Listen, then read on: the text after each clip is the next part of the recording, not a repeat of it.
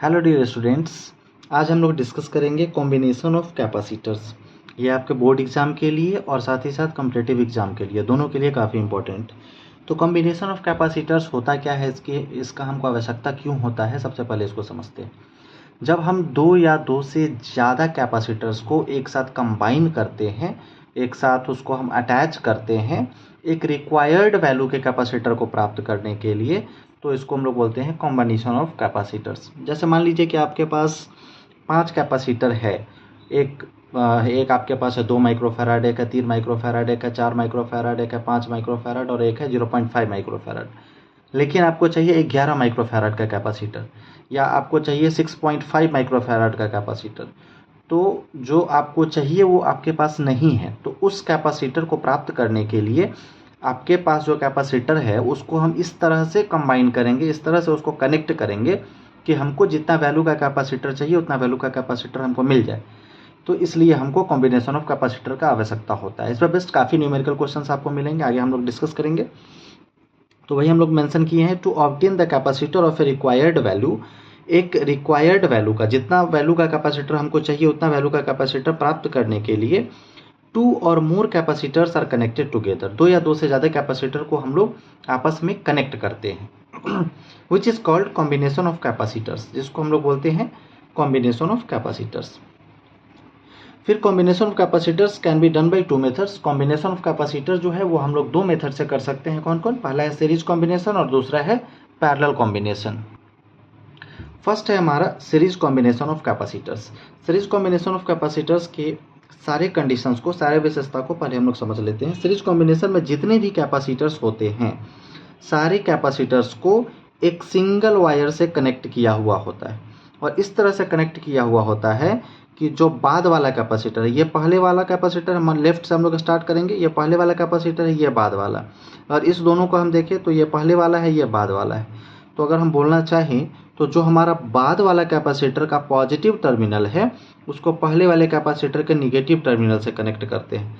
जो बाद वाले कैपेसिटर का पॉजिटिव टर्मिनल है उसको हम पहले वाले कैपेसिटर के निगेटिव टर्मिनल से कनेक्ट करते हैं। सारे जगह वही कंडीशन है कि बाद वाला जो कैपेसिटर है उसके पॉजिटिव टर्मिनल को पहले वाले कैपेसिटर के निगेटिव टर्मिनल से हम लोग कनेक्ट करते हैं और यही प्रोसेस कंटिन्यूअसली चलते रहता है जितने भी कैपेसिटर को हम कनेक्ट करना चाहे सबके लिए। तो सीरीज कॉम्बिनेशन में जो बाद वाला कैपेसिटर है उसके पॉजिटिव टर्मिनल को निगेटिव टर्मिनल से कनेक्ट करते हैं कंटिन्यूअसली एक सिंगल वायर से। इस प्रोसेस को हम लोग बोलते हैं series combination of capacitor. Series combination of capacitor का विशेषता होता है कि चूंकि ये सिंगल वायर से जुड़ा हुआ होता है, इसका जो पोटेंशियल डिफरेंस जो इसके क्रॉस दिया जा रहा होता है वहाँ से same amount of charge flow करता है।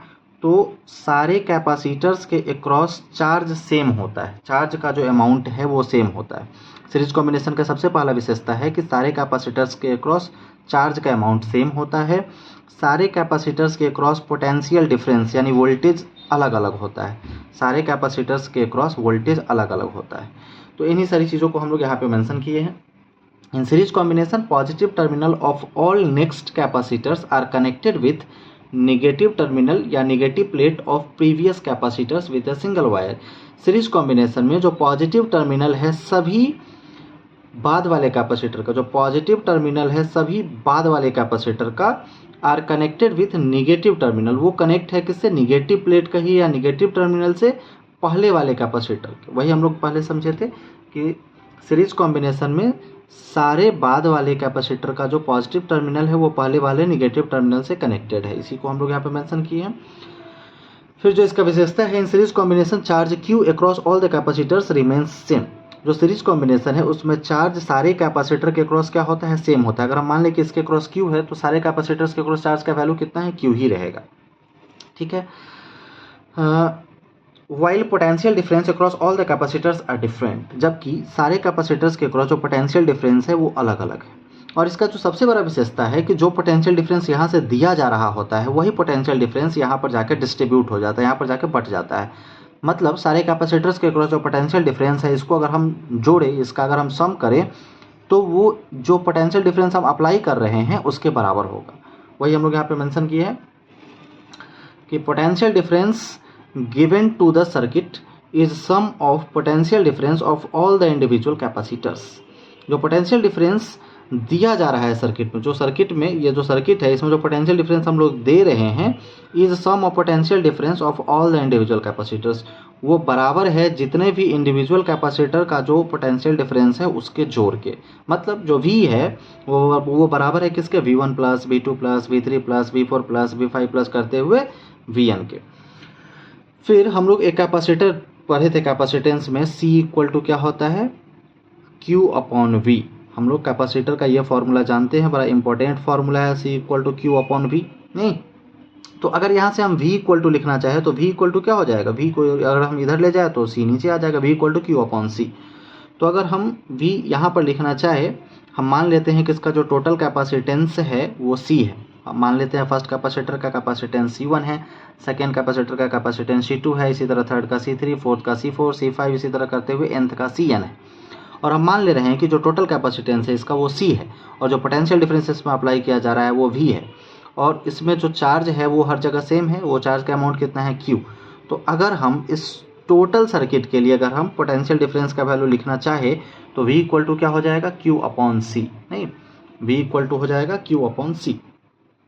अगर हम फर्स्ट कैपेसिटर के अक्रॉस देखें तो V1 इक्वल टू क्या हो जाएगा, यहाँ पे चार्ज का वैल्यू है Q और कैपेसिटेंस है इसका C1 तो Q अपॉन C1। अगर हम सेकेंड कैपेसिटर के लिए लिखना चाहे V2 का वैल्यू तो V2 इक्वल टू चार्ज है Q और कैपेसिटेंस है C2 तो V2 equal to Q upon C2। अगर हम थर्ड के लिए लिखना चाहे V3 तो चार्ज है Q और कैपेसिटेंस है C3 मतलब V3 equal to Q by C3। इसी तरह 4, 5, 6 करते हुए हम nth के लिए अगर सोचे तो Vn इक्वल टू क्या हो जाएगा, Q अपॉन Cn।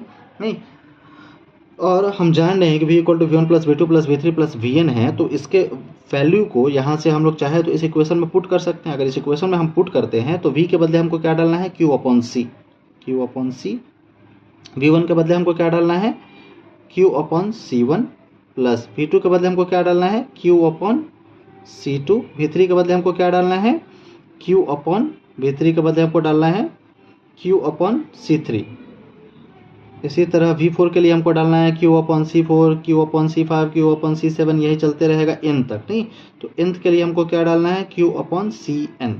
ठीक है, अब अगर हम चाहे तो इसमें हम कुछ कॉमन ले सकते हैं। Q upon C equal to, इसमें Q ऊपर सभी में है, नहीं तो Q को अगर हम कॉमन ले ले तो यहाँ पे क्या बचेगा, 1/C1 प्लस 1/C2 प्लस यहाँ पे बचेगा 1/C3 प्लस 1/C4 1/C5 करते हुए 1/Cn ये बचेगा। नहीं, अगर हम इस Q को इस Q से चाहे तो कैंसिल करवा सकते हैं तो हमारे पास क्या बचेगा, हमारे पास बचेगा 1/C equal to 1/C1 plus 1/C2 plus 1/C3 plus 1/C4 plus 1/C5 करते हुए प्लस 1/Cn। तो ये जो वैल्यू हमको मिला है ये टोटल कैपेसिटेंस का वैल्यू है किस कंडीशन के लिए, सीरीज कॉम्बिनेशन ऑफ कैपेसिटर्स के लिए। यहाँ से अगर मान लीजिए कि आपके पास n नंबर ऑफ कैपेसिटर्स है जिसका वैल्यू आपको पता है, यहाँ पे वैल्यू पुट करेंगे तो उसको आप सीरीज कॉम्बिनेशन में कनेक्ट करने पर कितना वैल्यू का कैपेसिटर प्राप्त होगा इस फॉर्मूला से कैलकुलेट कर सकते हैं। जो सेकेंड था वो था हमारा parallel combination of capacitors. Parallel combination का विशेषता है कि इसमें जितना भी कैपेसिटर रहेगा सारे कैपेसिटर के सेम टर्मिनल को, सेम टर्मिनल या सेम प्लेट भी आप बोल सकते हैं, सेम प्लेट मतलब पॉजिटिव प्लेट और निगेटिव प्लेट, इसको हम अलग अलग वायर से एक सिंगल पॉइंट पे कनेक्ट करते हैं। पैरेलल कॉम्बिनेशन का विशेषता है कि इसमें जितना भी कैपेसिटर है सारे कैपेसिटर के सेम टर्मिनल को अलग अलग वायर से एक इंडिविजुअल पॉइंट पे कनेक्ट करते हैं। ठीक, फिर इसका विशेषता है कि इसमें पोटेंशियल डिफरेंस सारे कैपेसिटर के क्रॉस सेम होता है। इसमें जितना भी कैपेसिटर होता है सारे कैपेसिटर्स के क्रॉस पोटेंशियल डिफरेंस सेम होता है और सारे कैपेसिटर्स के अक्रॉस चार्ज का वैल्यू अलग अलग होता है। क्यों? क्योंकि यहाँ से जो पोटेंशियल डिफरेंस जहाँ से हम अप्लाई कर रहे हैं, यहाँ से जो चार्ज आएगा वो चार्ज हर एक कैपेसिटर के लिए अलग अलग वायर से डिस्ट्रीब्यूट हो जाता है। तो यहाँ से जो चार्ज हम भेज रहे हैं, मान लीजिए यहाँ पर टोटल चार्ज Q है, यहाँ से जो चार्ज भेजा जा रहा है वो चार्ज यहाँ पर जाके डिस्ट्रीब्यूट हो जाएगा। मान लीजिए उदाहरण के तौर पे यहाँ पे 10 कूलम है तो हो सकता है इधर 3 कूलम, इधर 5 कूलम, इधर 2 कूलम।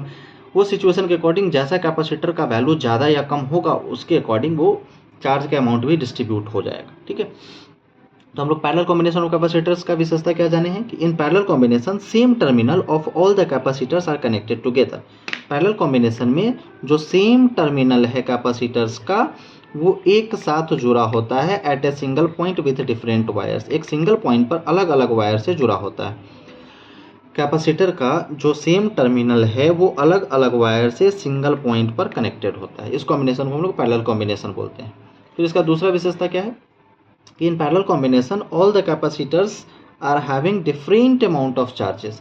पैरेलल कॉम्बिनेशन का जो पहला विशेषता है कि इसमें सारे कैपेसिटर्स के अक्रॉस चार्ज का वैल्यू क्या होता है, वो चार्ज का वैल्यू डिफरेंट होता है। वाइल सेम पोटेंशियल डिफरेंस, जबकि सारे कैपेसिटर्स के अक्रॉस पोटेंशियल डिफरेंस क्या होता है, सेम। जो पोटेंशियल डिफरेंस हम यहाँ पे अप्लाई कर रहे हैं वही सारे कैपेसिटर्स के अक्रॉस होता है, ठीक है। फिर सबसे प्रमुख विशेषता है कि यहाँ से जो चार्ज हम दे रहे हैं वो चार्ज यहाँ पे आके जितने भी कैपेसिटर्स है उसके अक्रॉस डिस्ट्रीब्यूट हो जा रहा है। मतलब ये जो चार्ज है, जितने भी कैपेसिटर के अक्रॉस चार्जेज है वो सारे चार्जेस का सम है। मतलब वही चीज़ हम लोग यहाँ पे मेंशन की है, charge supply given to the circuit is equal to the sum of all the individual charges across the capacitors. जो चार्ज सप्लाई हम दे रहे हैं सर्किट में वो बराबर होता है किसके, जो इंडिविजुअल चार्ज है हर एक कैपेसिटर के क्रॉस उसके सम के। कहने का क्या सेंस है कि यहाँ से मान लीजिए कि हम चार्ज Q दे रहे हैं वो बराबर है, या इसके क्रॉस चार्ज Q1 है, इसके क्रॉस चार्ज Q2 है, इसके क्रॉस चार्ज Q3 है। मान लीजिए जो नेक्स्ट कैपेसिटर है उसके क्रॉस चार्ज Q4 है, उसका जो नेक्स्ट है उसके क्रॉस चार्ज Q5 है, उसी तरह से करते हुए Qn है, ठीक है। तो वही चीज़ हम लोग यहाँ पे मेंशन किए हैं कि Q equal to Q1 plus Q2 plus Q3 plus Q4 plus Q5 plus करते हुए Qn, ठीक है। अब आप फॉर्मूला जान रहे हैं कि C इक्वल टू क्या होता है, C इक्वल टू होता है Q अपॉन V। अगर यहाँ से हम Q का वैल्यू लिखना चाहे कि यहाँ से Q का वैल्यू कितना होगा, तो आप यहाँ से Q का वैल्यू क्या लिख सकते हैं, ये V जाके इधर क्रॉस मल्टीप्लाई हो जाएगा, Q equal to C into V। इसी का हम लोग यूज करेंगे, Q इक्वल टू CV। अब हमको Q1 Q2 Q3 Q4 इन सारी चीज़ों का वैल्यू लिखना है। अब आप सोचिए और बताइए कि Q1 या Q इक्वल टू क्या होता है, C इंटू V। Q1 अगर हम यहाँ पे देखें तो C का वैल्यू कितना है, C1 इंटू V हो जाएगा। Q2 इक्वल टू क्या हो जाएगा, C इंटू V होता है, तो यहाँ पर कैपेसिटेंस C2 है तो Q2 equal to C2 into V। Q3 equal to क्या हो जाएगा, C3 इंटू V। इसी तरह Q4 equal to Cn into V। इसी मान लीजिए अगर यहाँ पर कैपेसिटर 4 होता तो क्या हो जाता, Q4 equal to C4 into V। तो इस चीज़ को हम लोग यहाँ पे मेंशन कर सकते हैं कि जो यहाँ पे Q1 है वो Q1 इक्वल टू क्या है, कैपेसिटर उधर C1 है और पोटेंशियल डिफरेंस तो सेम रहेगा। अगर हम Q2 लिखना चाहे तो Q2 इक्वल टू क्या है, C2 है उसके अक्रॉस कैपेसिटर्स और पोटेंशियल डिफरेंस V2 है। अगर हम Q3 लिखना चाहे तो उधर कैपेसिटेंस है C3 और पोटेंशियल डिफरेंस कितना है, V3। इसी तरह से अगर हम 4 5 6 के अगर 4 के लिए लिखना चाहे तो Q4 इक्वल टू क्या हो जाएगा, C4 इंटू V4। इसी तरह से अगर हम आगे बढ़े तो Qn के लिए हम लोग क्या लिख सकते हैं, Cn। वहाँ पे कैपेसिटर Cn है कैपेसिटेंस और पोटेंशियल डिफरेंस है Vn। तो इन सारे वैल्यूज़ को अगर इसमें हम डालते हैं तो Q इक्वल टू हमको क्या मिलता है, Q1 के बदले C1 इंटू V। तो C1 into V plus Q2 के लिए अगर हम देखें तो C2 into V, sorry V2 नहीं होगा, V3 नहीं होगा, नहीं नहीं नहीं नहीं, यहाँ पे सिर्फ V होगा क्योंकि पोटेंशियल डिफरेंस सबके अक्रॉस क्या रखना है, हमको सेम रखना। Sorry for this, potential difference हमको सेम रखना है। प्लस अगर हम थर्ड के लिए देखें तो C3 इंटू V। अगर हम फोर्थ के लिए देखें तो C4 इंटू V। और इसी तरह हम 5 6 7 के लिए देखते हुए चले तो Cn इंटू V। और यहाँ पर Q के बदले भी हम लोग क्या चाहें, C इंटू V को डाल सकते हैं। तो हम लोग Q के बदले हम लोग यहाँ पर डाल देते हैं C इंटू V। और यहाँ पर V सब में कॉमन है तो V को हम कॉमन ले ले तो यहाँ पे क्या बचेगा, C1 प्लस सेकेंड में C2 plus C3 plus C4 plus C5 plus करते हुए हमारे पास लास्ट में फाइनली क्या बचेगा, Cn। अब चूँकि V दोनों में कॉमन है तो हम V को इधर से इधर कैंसिल करवा सकते हैं और C इक्वल टू फाइनली हमको मिलेगा C1 plus C2 plus C3 plus C4 plus C5 plus करते हुए Cn। तो ये हमारा टोटल कैपेसिटेंस का वैल्यू हो गया पैरेलल कॉम्बिनेशन में। तो हम लोग मिलते हैं फिर नेक्स्ट क्लास में कुछ नए ट्रिक्स के साथ जो हम लोग सीरीज कॉम्बिनेशन और पैरेलल कॉम्बिनेशन से जुड़े हुए न्यूमेरिकल को आसानी से सॉल्व कर सकते हैं। तब तक आप लोग अपना ख्याल रखिएगा। तब तक के लिए बाय बाय।